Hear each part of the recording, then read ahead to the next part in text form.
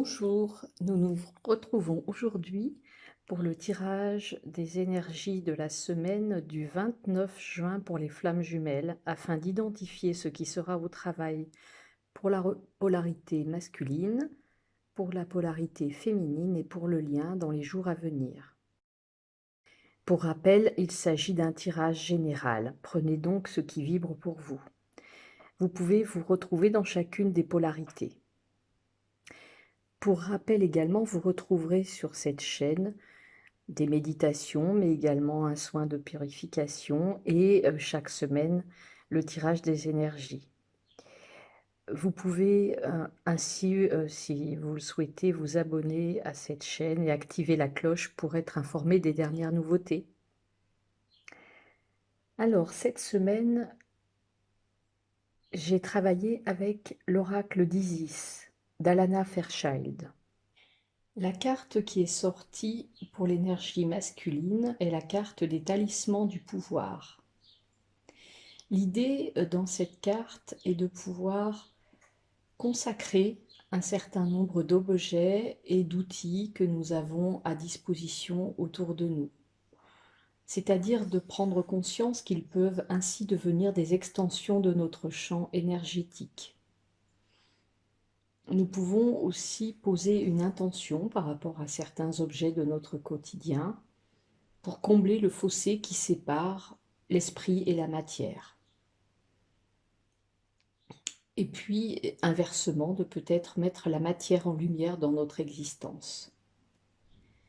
L'idée, effectivement, est de travailler de plus en plus consciemment avec un certain nombre d'objets qui sont autour de nous et afin de nous permettre que les joies du monde matériel fassent partie de notre vie spirituelle.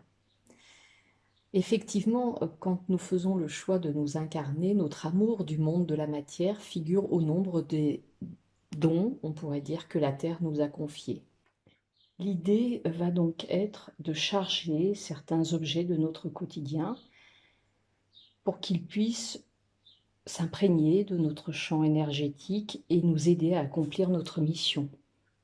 Alors ces objets peuvent être très divers, ça peut être des objets qui sont porteurs de certains symboles, un calice, pourquoi pas, un bol, une épée. Ça peut être aussi un oracle, une statue, un tissu, une pierre ou un cristal que nous apprécions tout particulièrement, un coquillage, une plume que nous aurions trouvée dans la nature. Et peut-être vraiment des objets que nous avons rencontrés sur notre chemin d'une façon particulière.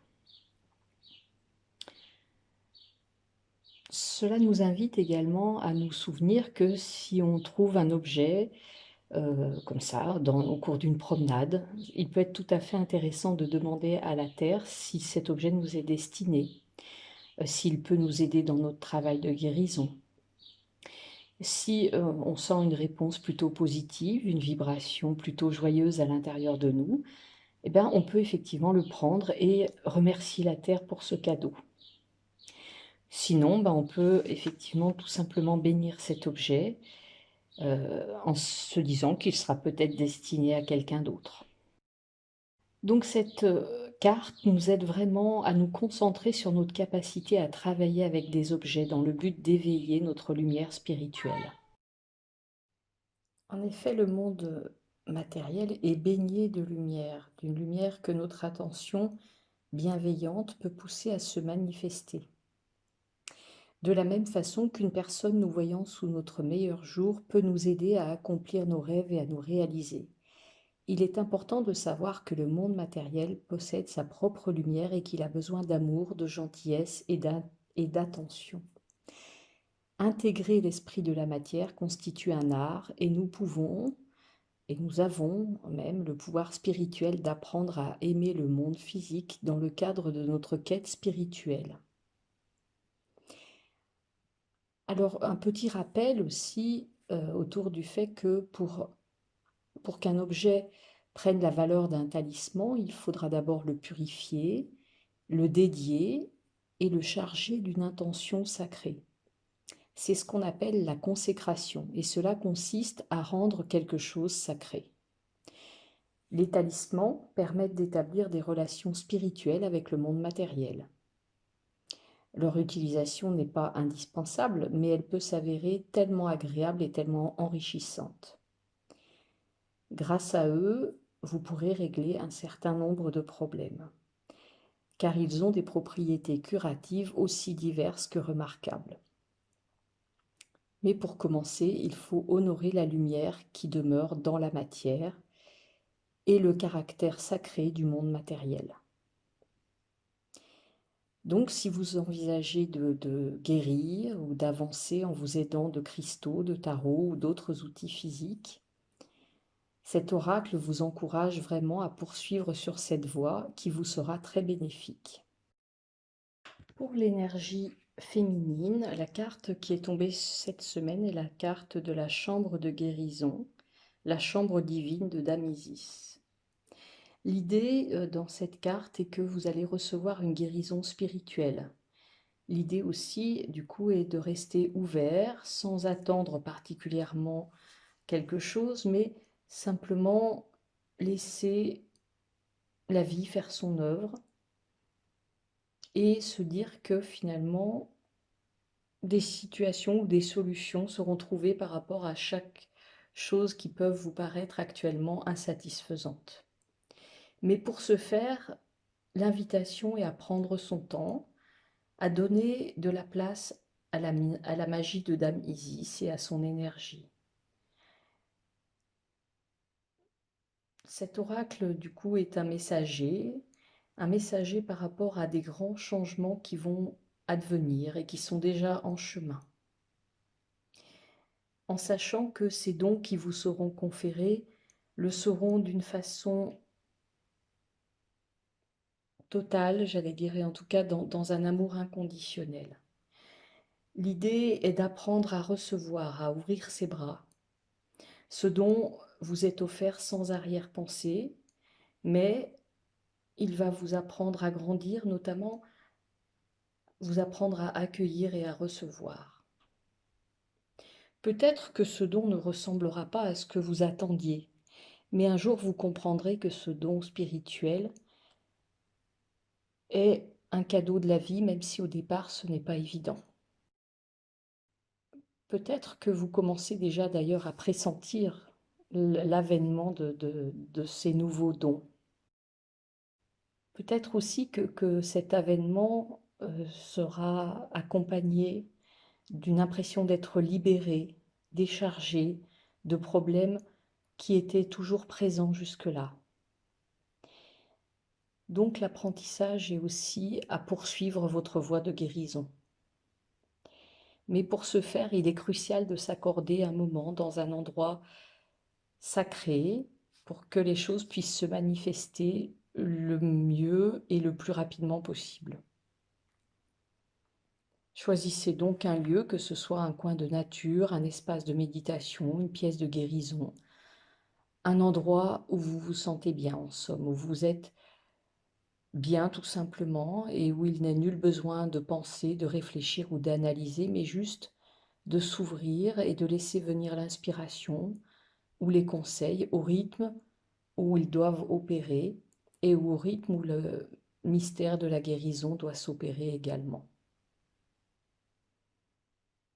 L'idée, ou en tout cas le petit rappel important, est le fait que un endroit sacré ne doit jamais s'aborder avec des idées préconçues.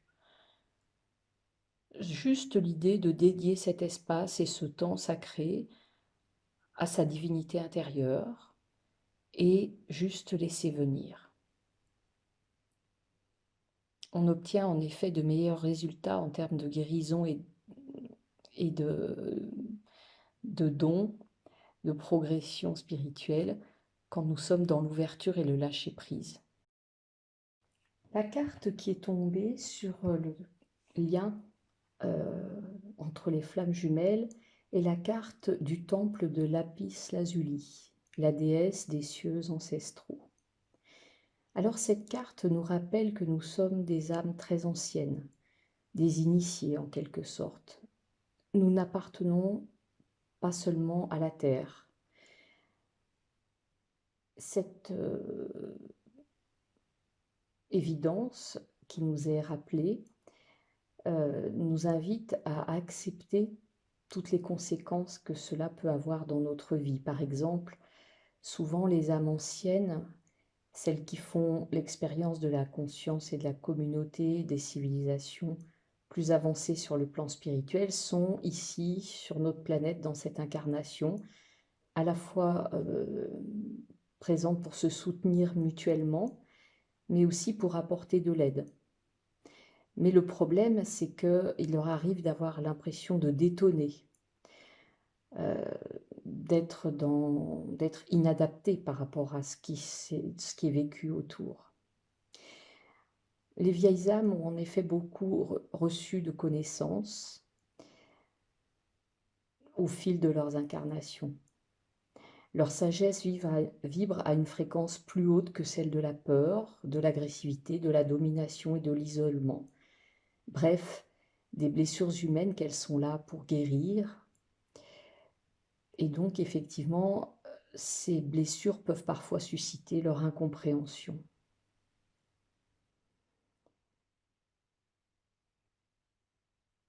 La difficulté pour ces vieilles âmes est aussi à ne pas perdre la foi en leur sagesse personnelle et dans les vérités profondes qu'elles ressentent au fond d'elles.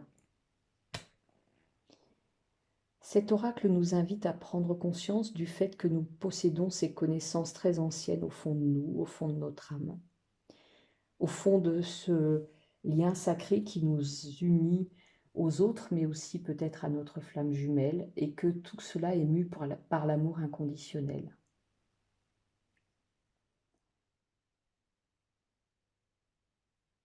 Alors, ces âmes, ces vieilles âmes peuvent aussi se trouver dans un certain isolement parfois, puisqu'effectivement, elles ne sont pas très nombreuses sur cette planète à l'heure actuelle, et qu'il leur faut parfois beaucoup de dévouement pour vivre en accord avec des vibrations qui ne sont pas les mêmes que celles qu'elles ont tout naturellement en elles.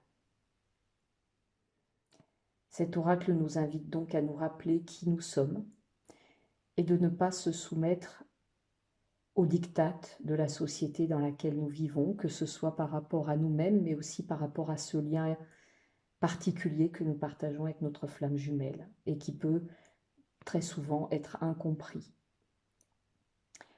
Effectivement, le rappel est aussi à notre rôle, peut-être à la mission qui est partagée par les flammes jumelles et qui est de faire progresser les autres âmes vers un style de vie plus conforme à la vérité spirituelle qui est en lien avec ce fameux amour inconditionnel. Alors l'invitation est aussi à garder la foi en notre sagesse, à réfléchir à ce qui nous interpelle en ce moment et à surtout écouter ce que nous dit notre cœur, à la fois pour nous-mêmes et pour cette relation. Même si nous n'y voyons rien de logique, le divin est à l'œuvre dans ce lien et cette carte en est un rappel. Peut-être aussi que cette carte nous invite à nous rappeler que c'est quand notre cœur s'ouvre et quand les choses semblent davantage vibrer en nous que nous sommes sans doute sur le bon chemin. Alors en dos de deck, et comme pour compléter peut-être cette carte du lien, nous avons la carte de la pyramide de lumière qui nous rappelle une protection psychique. Et qui nous rappelle également que dans la mesure où on entre de plus en plus loin dans notre cheminement spirituel et vers la lumière, et plus nous risquons d'attirer des énergies plus sombres. Donc cette carte nous invite à nous rassurer, car nous allions de mieux en mieux connaître et maîtriser notre pouvoir et la protection en lien avec l'amour divin. On a les compétences nécessaires pour gérer ce problème, c'est ce que cet oracle nous rappelle. Il nous confirme aussi peut-être que des énergies sombres, peut-être des énergies tierces sont tentées d'interférer sur notre quête et qu'il est temps de mettre fin à tout cela dans l'amour et dans la compassion.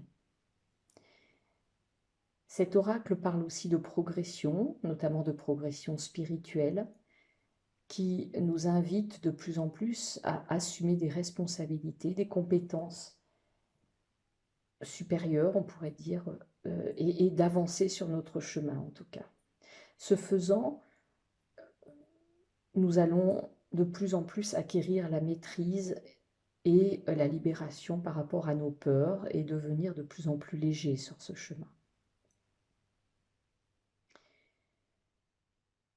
Le rappel aussi à travers cette carte est de vous dire que même si en cours de chemin, en cours de route vers la lumière, des énergies sombres s'interposent, il ne faut pas en avoir peur, car aucune d'entre elles ne peut intervenir sans notre permission. Que celle-ci soit accordée de façon consciente ou inconsciente, et que effectivement, peut-être si nous l'avons fait d'une manière ou d'une autre dans cette vie, peut-être inconsciemment, eh bien il sera temps de pouvoir aussi mettre une limite et se débarrasser des énergies sombres. Et pour cela, il suffira d'avoir le cœur plein de respect et de compassion, mais aussi d'être au clair avec les limites que nous souhaitons établir. Alors, cette carte nous rappelle aussi certaines pratiques qui peuvent nous aider à nourrir la lumière, à connaître la paix intérieure et l'amour dans notre vie de tous les jours. Elle apporte également les énergies de soutien à notre maison et à notre lieu de travail. Alors cette carte nous invite également à repérer s'il n'y aurait pas certains blocages sur nous ou sur nos projets de vie, et que si c'était le cas, il faudrait effectivement s'en débarrasser.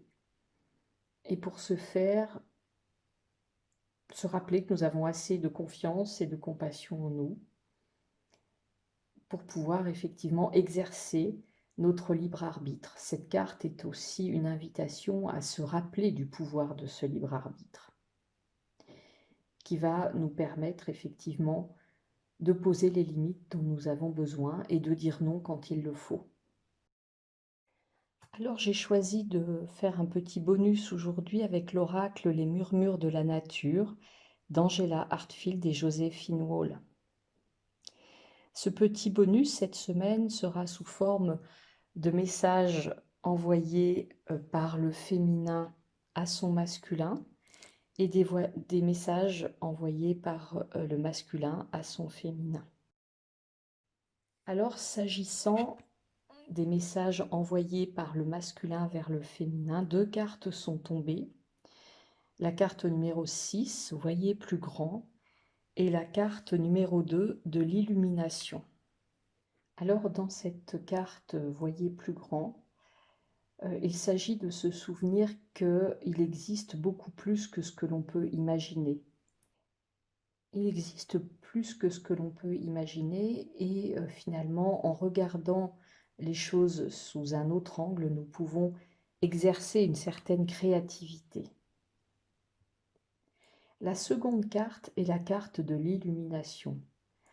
Comme la pleine lune que nous voyons sur cette image, qui dispense sa lumière sur le monde, des conseils pleins d'espoir vous attendent. L'idée est de garder la foi. Le simple fait de croire en vous davantage sèmera une graine permettant que les choses se concrétisent dans votre vie. Cette carte demande d'abandonner vos peurs et vos tracas et vous rappelle que la clarté désirée est à portée de main. Il ne vous manque plus qu'une chose en laquelle placer votre confiance. Croyez en vous, en la vie et en son soutien. Vous serez ainsi aidé dans les moments difficiles.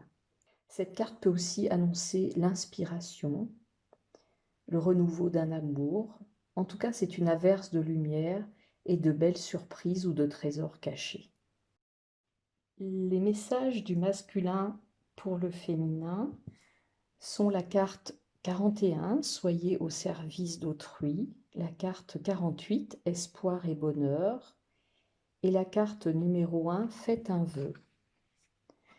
Alors, dans la carte soyez au service d'autrui, L'idée est de donner autant que nous recevons pour garder l'équilibre que la vie nous demande. Et que par un simple geste, un mot gentil, nous pouvons donner en retour ce que nous avons reçu. Peut-être que la nature peut nous inspirer par sa capacité à justement équilibrer, se donner et se recevoir. La seconde carte, espoir et bonheur, nous parle du fait qu'un point ou une période remplie d'énergie curative, de progrès et de satisfaction est en vue.